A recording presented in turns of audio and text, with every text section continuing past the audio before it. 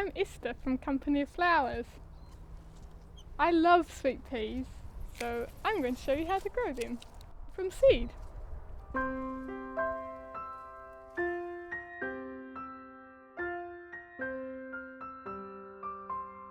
It's early spring and I'm going to sow my sweet pea seeds.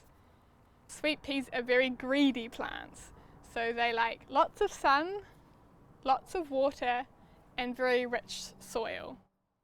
This is a good option if you don't have a garden or space in your garden, a sack of compost. All you need to do is create a slit along the top and poke lots of holes in the bottom to allow drainage. You fit 2 sweet peas in here and grow them straight out of the bag. Sweet pea seedlings do like putting their roots in down really deep, so if you are putting it in pots or in a compost bag, give them a lot of space to do that, so putting the bag this way up, or if you have a very deep pot, that's also suitable. For my seed sowing, I have got some seed raising mix. I've also got a mask because sometimes seed raising mix has a bacteria that's not good to breathe in, so I wear a mask while doing it. I always use pots which are at least 10 centimetres deep. Sweet peas love sending their roots down very deep, very fast, so we want to make sure they've got plenty of space.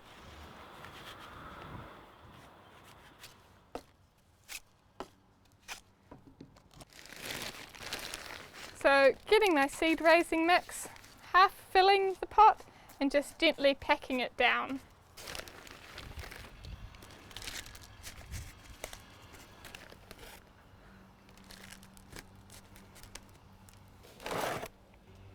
So I've got all my half-filled pots, hosing them down halfway through. It's just so we make sure that the seed raising mix is fully moist and so we don't have to water them again before they start sprouting. So now I'm just topping up the pots to the very top and gently pressing them down. So now I've topped up all my pots. I just give them one more soaking before I start popping the sweet pea seeds in.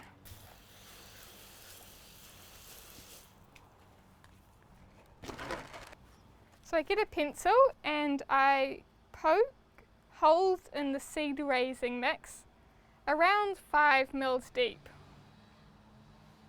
I'm sowing 3 seeds in the bigger pots and 2 seeds in the smaller pots, keeping them spaced as far apart as possible.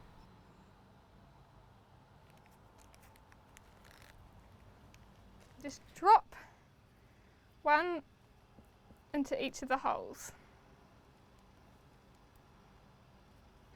Before I cover them up, I'll write labels so I remember which pots I've already filled. Sweet pea solstice, and I also like to write the month on it as well. Once we've got all our little sweet peas nestled into their pots, we need to pop them somewhere warm and somewhere where they can stay moist so the seedlings can germinate. I use these large boxes. If you are choosing to germinate on a windowsill, then grab a drip tray and fit a plastic bag over the top.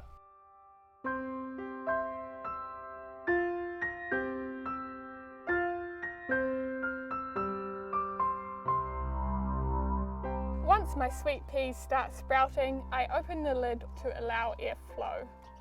I check them every couple of days. When the soil starts looking dry on top, I pour 1 centimetre of water into the bottom of the box. It's been about 2 months since I first sowed my sweet pea seeds. They have got more than 3 sets of leaves, and over the past months I've been hardening them off, getting them used to the great outdoors. I'm using a couple different staking methods. The teepees, these rather aesthetically pleasing metal stakings, and I'm also going to be using metal grids connected to the fence. I'm getting my sweet peas and tipping them out of their containers, gently separating them. Having very wet soil in your pottle will help them come apart easily. I'm placing them at 20 centimetre intervals around the outside of the teepee. This one is a smaller one, might have got eaten by slugs, but I'm going to give it a go and pop it in anyway. Sweet peas are pretty hardy, so probably will come away. I think that's all we can fit around there.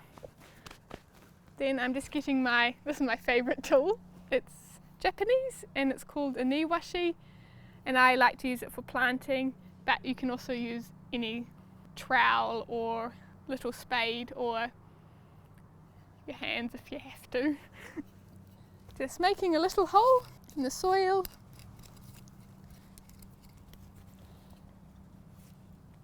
Popping the sweet pea in and then covering it up. You want to cover it up to the level it was buried in the pot or a little bit over, but not too much. And giving it a wee press down and on to the next one. Here you can see all the roots of the sweet peas looking very strong and very ready to go deep in the ground. So it's a good time to get them in, gently separating and popping them in their new homes, where I hope they will be very happy. Sweet peas planted, 2 jobs left to do. Give them a good water and a mulch. I've just planted 84 seedlings and I'm giving them a good soaking. If you overwater, your water will start running off the top of your garden and carrying all the nutrients away, which is not what you want. You want to water them until water starts pooling on the surface of the soil.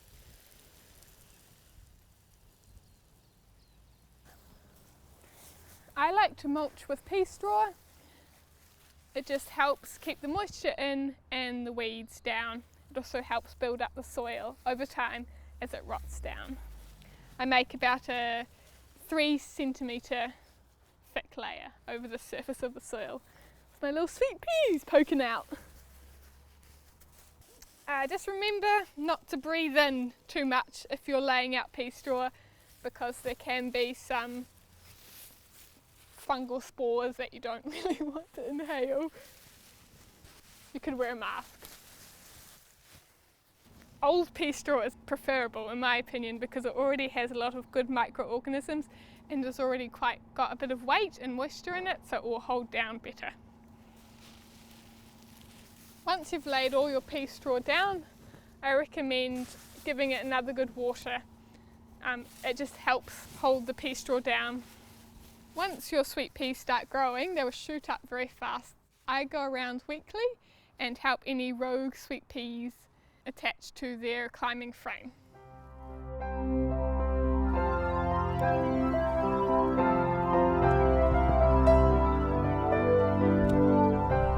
Once your sweet peas are flowering, remember to keep harvesting, because the more flowers you pick, the more flowers you're going to get. I like to keep a little vase beside my bedside, so every morning I wake up and I get to see some sweet peas. For the longest vase life, choose stems which still have at least one bud unopened on your flower. As you go through your sweet peas harvesting for the vase, also cut off any old or wrinkly blooms. Like this one, for example, you can just chop it off and chuck it on the ground. And this just keeps your plants in flowering mode rather than seed making mode.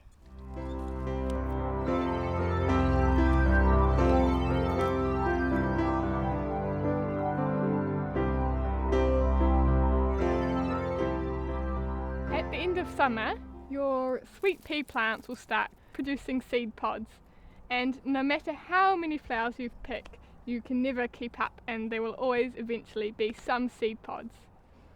The one thing about sweet peas is that the seeds do not come true to the parent plant, but if you're happy with Lucky Dip, you can harvest your seeds for next season. On this plant you can see these green pods here. They are maturing, and once these pods turn brown, like these ones here, you can just pick them off and put them in a paper bag and put them somewhere warm, where these pods will break open, releasing all the seed. If you're eager like me, you can sometimes crack them open and release the seed. Oh wow, these are huge ones! Yeah, it was quite surprising. I wasn't expecting such big ones. I put the seeds into the fridge over winter, and then I'll have them all ready to plant out next spring. You'll notice that you've got a variety of seeds. If you want to get a variety of colours, you need to sow a variety of seed shapes and sizes. Happy sweet peeing!